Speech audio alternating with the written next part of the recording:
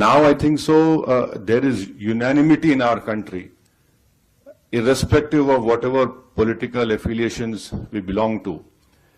Yes, we have our political differences, but when it comes to the integrity of our country, it is high time that the neighboring country understands. And I would hope and request that the Bahraini government would help us in bringing back Pakistan in grey list of FATF.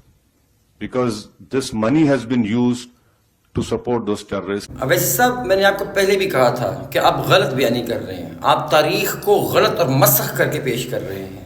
आपको पता है कि operation पोलो हुआ था हैदराबाद में 1949 में, जिसके अंदर हैदराबाद एक इंडिपेंडेंट कंट्री था और आपकी कंट्री को हिंदुओं ने फौज के थ्रू कब्जा किया था और आपके वालिद साहब उस कब्जे में शरीक थे। वो उस वक्त मीर जाफर और मीर सादक थे और आप उन्हीं की औलादों में से हैं। आप गलत बयानी करते हैं, आप मुसलमानों को गुमराह करते हैं और गलत चीज़ फैलाते हैं।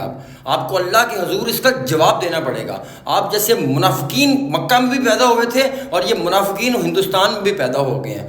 आपको शर्म आनी चाहिए। अगर आपको अपनी आज़ादी का ख्याल नहीं है तो किसी और की आज़ादी का ख्याल करें। मुसलमानों की बात करते हैं, आपको मुसलमान कहते हुए शर्म आती है। आप मुसलमानों में छुपे हुए वो मुनाफिक हैं जो अपनी आज़ादी का सौदा करके तमाम के तमाम हिंदुस्तानी मुसलमानों के ऊपर एक कलंक है। डेफिनेटली आपने तारीख पढ़ी होगी, लेकिन जब मफादात आते हैं और जब आपकी बेगैरत और बेशर्म किस्म की मुनाफिकत सामने आती है ना, तो फिर शर्म से झुक जाता है। लेकिन जब मैंने आपकी तारीख पढ़ी और पार्टीशन से पहले आपके वालिद की मुसलमानों से गद्दारियाँ और आपकी मुनाफिकत मैंने देखी है, आपको अपनी आज़ादी का ख्याल करना चाहिए और हैदराबाद के मुसलमानों की आज़ादी का ख्याल करना चाहिए। हैदराबाद के मुसलमानों को मैं कहना चाहता हूँ, ऐसे शख्स से बच के रहें। मुझे इसके मुसलमान हिंदू काफिर किसी होने पे गर्ज नहीं है, मुझे इसके हिंदुस्तान को सपोर्ट करने पे भी गर्ज नहीं है। गर्ज सिर्फ इस बात से है कि ये शख्स कंटिन्यूसली गलत बयानी कर रहा है और झूठ पे झूठ बोल रहा है। बेशर्म इंसान, लानत है यार।